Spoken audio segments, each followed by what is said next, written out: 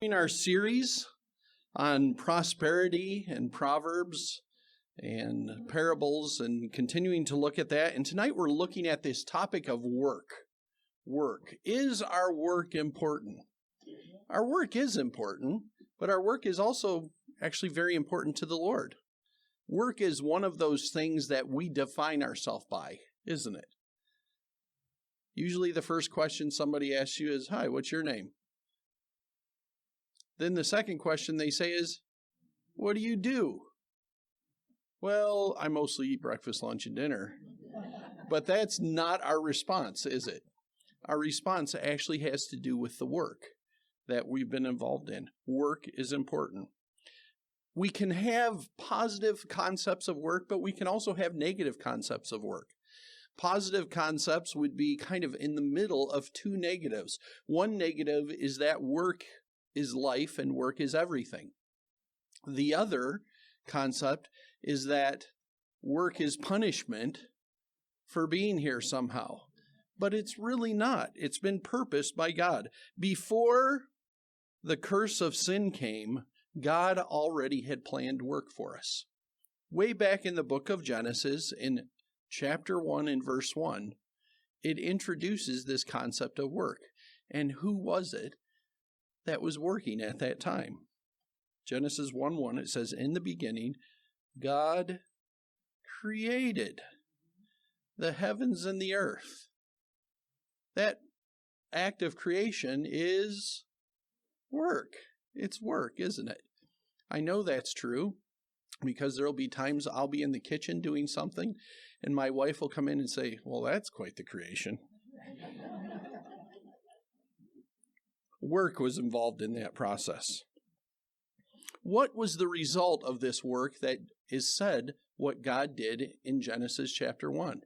He did these things, he worked, and at the end of those responses, what was it said about his work? It says, it was good. It was good. It wasn't just work, but it was good what he completed. In Genesis 1:28, it says, "And God blessed them and said to them, 'Be fruitful and multiply and fill the earth and subdue it, and have dominion over the fish of the sea and over the birds of the heavens and over every living thing that moves on the earth.'" We're told to subdue and to have dominion right in the first chapter of the Bible. Both of those things have to do with work. It was his purpose from the very beginning. We're told to subdue and have dominion. And there's a satisfaction that comes in every one of us when we successfully do those things. When we successfully subdue and have dominion over something, it changes our perspective as well, doesn't it? A few years ago, when we moved back home here to Michigan, we had this property behind our house, and there were all these trees and bushes and grapevines and mostly poison ivy, I think, that was at the back of the property. And I wanted to clear it, and I began the process of doing that. And it took about 4 or 5 summers. I added some people to the mix, and they were all bruised up with the process as well, and went through a bunch of chainsaw blades and bent things on my tractor and did all kinds of things to work to get this property looking clean and good, that I could subdue it and have dominion over it. Last year, things were starting to look good. And I walked somebody to the back of the property and walked them around the property. And they made a comment. They said, "This is almost park-like."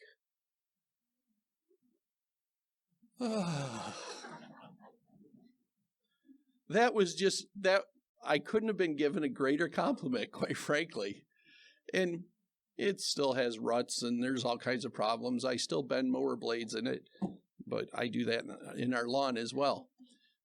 But the fact is that work, that subduing, that physical labor that went into it did bring a reward.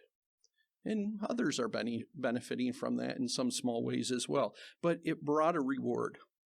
In Genesis chapter 2:15, all of these right at the beginning. So we need to see we were designed to have work as a major part of our life.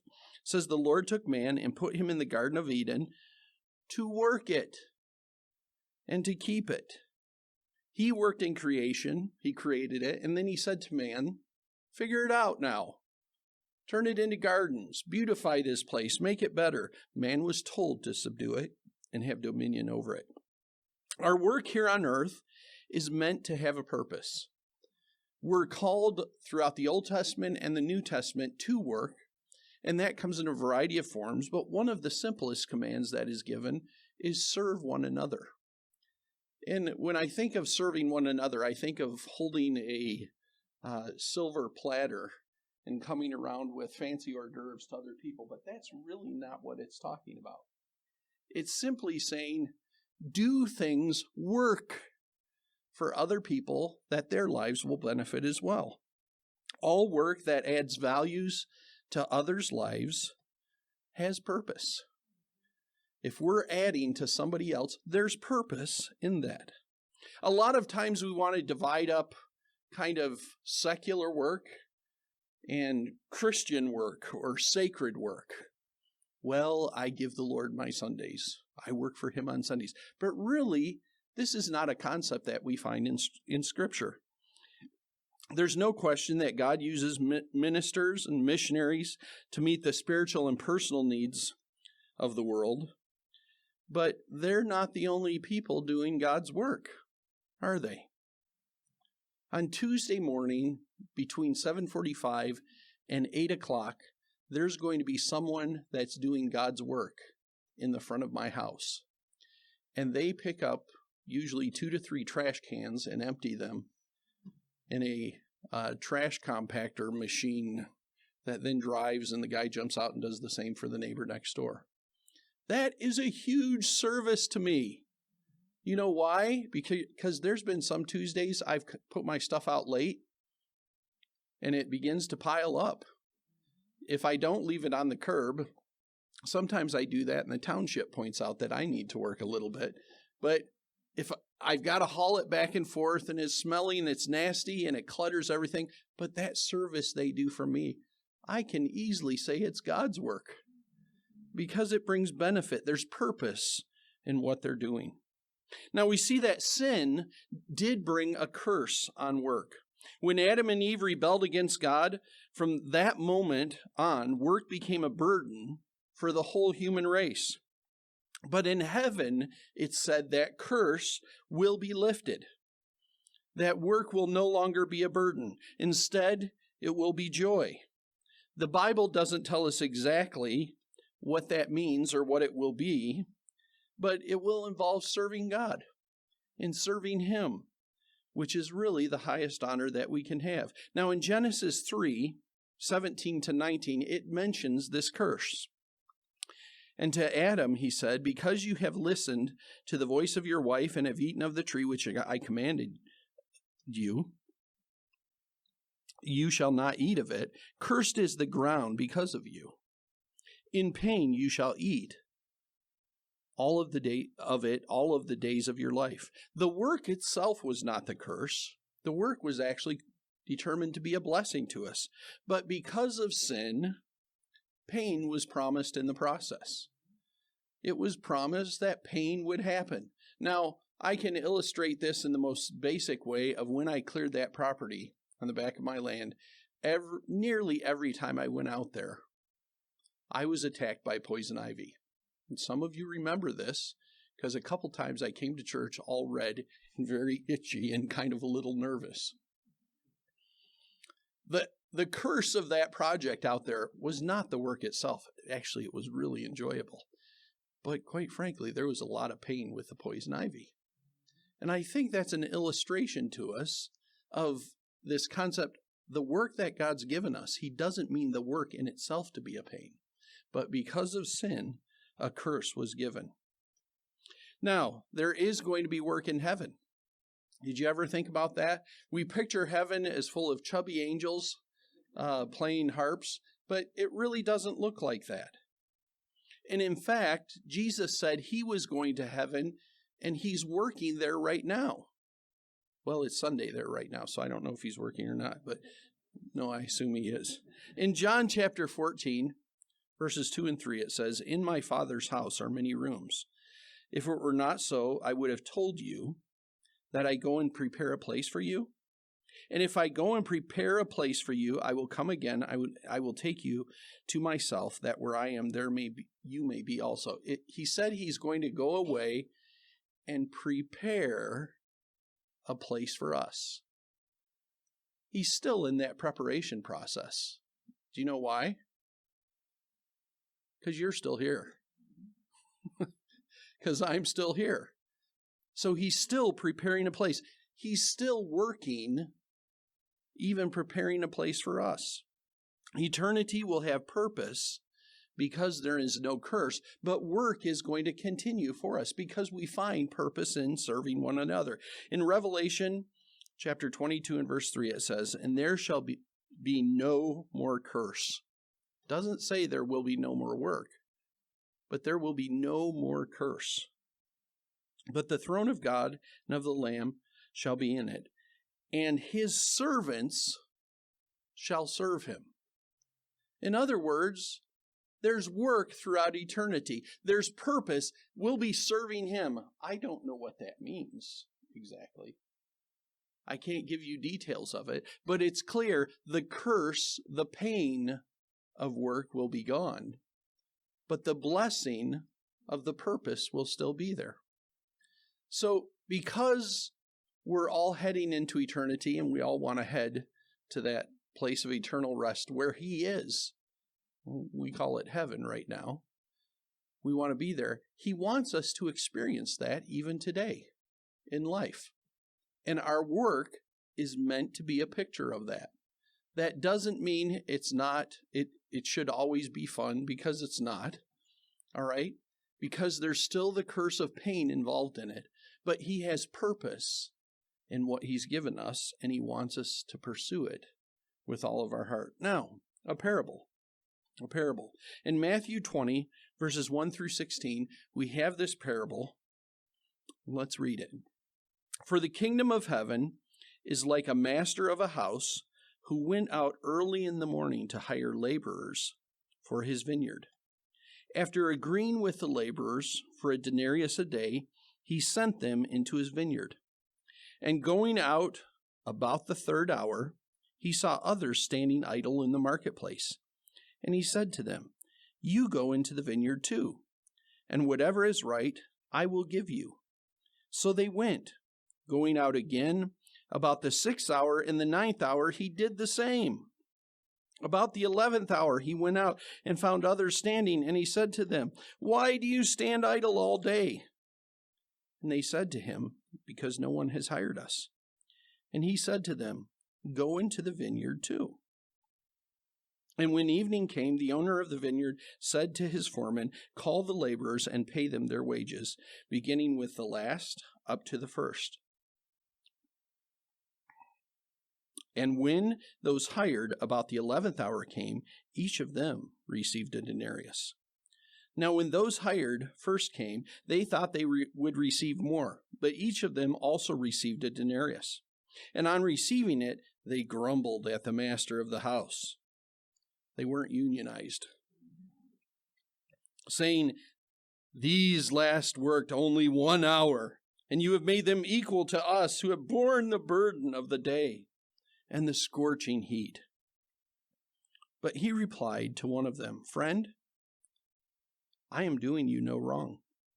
Did you not agree with me for a denarius? Take what belongs to you and go. I chose to give to the last worker as I gave to you. Am I not allowed to do as I choose with what belongs to me? Or do you begrudge me my generosity? So the last will be first, and the first last." Now, there's all kinds of ways to interpret this story, but I'd like to pull out a couple thoughts that is important for all of us. First off, is God's definition of fair the same as ours? It's not, is it? It's not. Were we all made equally? We're all made very differently. Okay? Some people come up here and speak and they have this advantage. The microphone has to be way up here. and they can see over crowds, and they have that advantage all the time. Some of the rest of us don't have that same advantage, all right? We're all born with different advantages. But what are a couple things we can draw from this story? Number one, Jesus is the boss. All right? We can look in this story and say, well, it was a secular boss. And if you believe you're working only for your secular boss, you're going to have a life of frustration. Because I can promise you, your secular boss is less than perfect. I can say that for the people who work at the church. Their secular boss is less than perfect. I know that because it's me. All right? All bosses are less than perfect. And if we're simply looking at our boss as the one to satisfy the needs of what's happening in our life, to satisfy what we think should be doing or how we think we should be led, we're going to be disappointed. We have to realize the work that we're involved in, it has to be aimed at the Lord.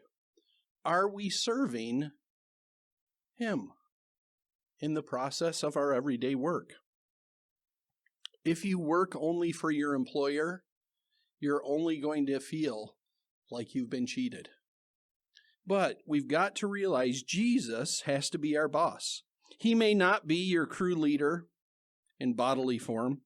He may not physically be sitting in your office watching your every move, although I think he's probably there watching your every move, or the one signing the checks. But he is the one with you through the process. Paul had this mindset. In Colossians chapter 3, verses 23 and 24, he said this, "Whatever you do, do heartily, as for the Lord, and not for men. You are serving the Lord Christ." And we need to realize our everyday job is in service to Him. He's the boss. He's the one that we want to please. And that needs to be part of our focus. Secondly, from this parable, God works in us through our work. He works in us through our work. Now, this happens in a variety of ways, but most of us, our life stories, our illustrations that we use with other people come out of those times that we're at work or we're involved in work. And all of us are involved in work in one way or another. You may not get a paycheck, but you're involved in work in one way or another, in what you're doing in serving others. And God works in us through our work, through what we're doing in everyday life, through that, what we consider just meeting our natural needs through finance and so forth. But He is working in us in that process of work. So Jesus is our boss. God works through our work. Finally, we can trust God with our work because He does reward us. He does reward us. Now, in this story, we have an example of people who showed up early and people who showed up late. Now, there's different ways of looking at that story, but I'm just looking at one way. I have this question. Were all of them rewarded at the end of the day? They were. They were given what was actually promised to them. But we need to realize that God rewards us for work as well. We don't see it immediately. Sometimes we do, actually, but generally we don't see it immediately. Hebrews chapter 11, verse 6 says, "Without faith it's impossible to please Him. For whoever would draw near to God must believe that He exists." All right, believe that He is there. Is He there? Yeah, okay. But secondly, that He exists and that He rewards those who seek Him. I would move that word seek and say serve Him there. Serve Him, all right? That word seek means to pursue, and in pursuit, you're trying to serve. And just that concept of He does reward us in the end. We may feel like we're not being rewarded by what is happening in this life. We may feel that we're in an unjust situation, similar to the parable that we just read. But God is the great rewarder. He is the one that balances it all out in the end. He judges us as an individual, knowing what our capabilities are and knowing what opportunities we had and how we took advantage of those with His grace. He is a rewarder. So He's our boss. He works through our work, and we can trust Him because He is a rewarder in the end. All right, some Proverbs. Proverbs 6 through 11. I like this one. It says, go to the ant, O sluggard. Do you know what a sluggard is? Lazy bum, okay? Go to the ant, O lazy bum. Consider her ways and be wise. Without having any chief, officer, or ruler, she prepares her bread in the summer and gathers her food in harvest. How long will you lie there, O lazy bum? Will you arise from your sleep? A little slumber, a little folding of the hands to rest, and poverty will come upon you like a robber, and want like an armed man. We have a saying here in America, in English, make hay while the sun shines. And this really, I believe, comes from this parable. He says, go consider the ant. She doesn't have a boss. She doesn't have a foreman. She doesn't have a supervisor. Yet she gathers food in the summertime when food is plentiful. Why? Because she knows winter is coming. What happens in the winter? Everything goes bad, right? When we lived in China, I heard a story from a friend who had moved there a few years before us. This was still going on when we moved there in 2000, but it had improved a bit. And she went as a teacher, and she noticed that other families around her were buying bite-sized Napa lettuce. You know what I mean? Those Napa lettuces that you can buy in Oriental stores. Well, they're not Oriental there. They're just everywhere. People buy those and they stack them up on their porch outside, literally to the ceiling. They fill the porch outside. And those will start to slowly ferment. But when they ferment, they actually freeze and they kind of pickle in the process. They do that in September or October because soon November is going to roll around, and in November there are literally no vegetables in the marketplace. And our friend who was there said she didn't know that you had to do this, and November came and she said literally there was nothing in the marketplace. She said she had some friends, Chinese friends, who started loaning her some of these vegetables, giving them to her, because there was literally no food to be had.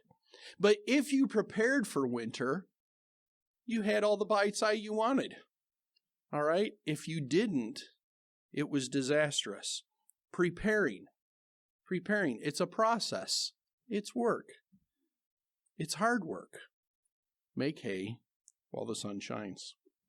Proverbs 27:18. Whoever tends a fig tree will eat its fruit, and he who guards his master will be honored. There is a reward for hard work. A reward there is payback, isn't there? Isn't there? In hard work? Even if it's just somebody coming and saying, this is like a park. That was more reward than I had heard from anybody else about the property. Some people, oh yeah, that's nice. Boy, that took a lot of work. Yeah. But when they said it's like a park, the reward piled in at that moment. The story is told of a nursery worker about to plant a number of young saplings, some straight, some crooked. Thus he reasoned with himself, these straight saplings will no doubt grow up and be fine trees without much attention on my part. But I'll see if by proper training I cannot make something out of the crooked ones.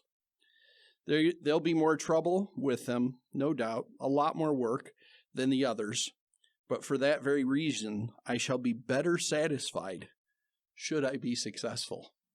And work has a reward. When we work hard at something, we feel the benefits of it even in a greater way. All of you know the mud pit that went out to my barn. Some of you walked through it in rain, and it was just nasty. But this year we paved it, and it was, quite frankly, a lot of work. Ask Joel. He'll tell you about it. He was more involved in it than I was. But now that it's done, every time I walk back there, I just say, oh, Lord, thank you for this. This is just heaven. This is wonderful. And part of that feeling was because of the work put into it. There's reward in it. Proverbs 10, verse 4. A slack hand causes poverty, but the hand of the diligent makes rich. Laziness or a lack of discipline tends to poverty. Every year we plant a garden, and quite frankly, in early May, the weeds just don't matter. They're smaller than the rest of the plants around them. They don't hurt anything. And in fact, they look kind of nice because the whole thing looks green. But if those weeds are allowed to grow, by August, when you want to harvest, it's a disaster. We know this because we've allowed this to happen at times. Now we have a system of trying to control the weeds with paper and actually cardboard boxes and by doing things the right way to keep the weeds down. But it's necessary to do work to get a harvest. Planting alone won't do it. There has to be an ongoing maintenance, and there has to be ongoing discipline, a slack hand or a hand that isn't diligent all the time, but the hand of the diligent makes rich. Daily diligence is necessary for all of us, keeping up with small things. One of the phrases I enjoy saying is, oh, I'll do that tomorrow. We're all guilty of that. Now, you've heard this illustration before, not from me, but from someone else. And you can see the YouTube video. It's by a U.S. Naval Admiral named William McRaven. But he tells this story at a college commencement. He said this: if you make your bed every morning, you will have accomplished the first task of the day. It will give you a small sense of pride, and it will encourage you to do another task and another and another. By the end of the day, that one task completed will have turned into many tasks completed. Making your bed will reinforce the fact that little things in life matter. If you can't do the little things right, you will never do the big things right. And if by chance you have a miserable day, you will come home to a bed that you made. And a made bed gives you encouragement that tomorrow will be better. Now, we all smile at that, and we put it on our Facebook page and say, click here if you want to be blessed 10 times today or something. But there's a deep truth in this, isn't there? Of daily diligence and how that daily diligence creates a disciplined life in us. And a disciplined life does produce fruit. It does produce fruit. It adds value to our life, Scripture even points out to us. Proverbs 21:5 says, the plans of the diligent surely lead to abundance, but everyone who is hasty comes only to poverty. Too busy to make your bed in the morning? Where will it lead you? It may take 10 or 15 years, but where does it lead? We want to do things well. To do things well. Perspective. Every job that is well done or done well matters. Who is more important? And I already mentioned this person because he's one of my heroes. The garbage man or the governor of our state? Well, I don't know. When I look at my garbage leaving every Tuesday and I look at the roads, I question.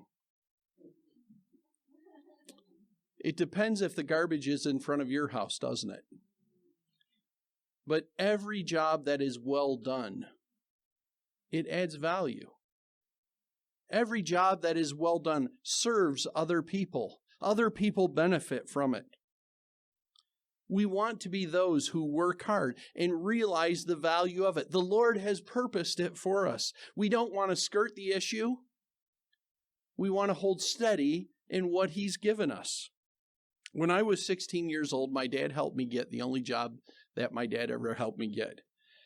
And it was a job at the top. At the top of 2.5-story houses. I was given a pitchfork and told to scrape the shingles off the house. And I did this for about 1.5 years in some of the nastiest parts of the Tri-County area. And it was frustrating. I worked actually with some of you here. We were all much younger at the time. And quite frankly, it was horrible. There were 18-hour days that I would come home from work at midnight and realize I had to be up at 5:30 or 6 the next morning to be in the next day. There were days that I was scared of the area I was working in, and I was happy to have a pitchfork in my hand, quite frankly, because I didn't know what was going to happen next. There were days where I was so exhausted, I began to question whether any of this was worthwhile. But I look back on that now and realize that it gave me an important sense of work. It laid some foundations in my life that, quite frankly, still carry through till today. I'm no longer very good at high heights, especially with a pitchfork in my hand. But there's other forms of work now that require just as much diligence. But the Lord wants us to realize that process that He has brought our way in daily work is important for every one of us. It adds perspective to who we are. He wants us to enrich those around us, to find purpose in all that we're doing. Just because you're young or you're old shouldn't matter. There's work for all of us to do. We're all called to serve one another, and that comes in a variety of different formats.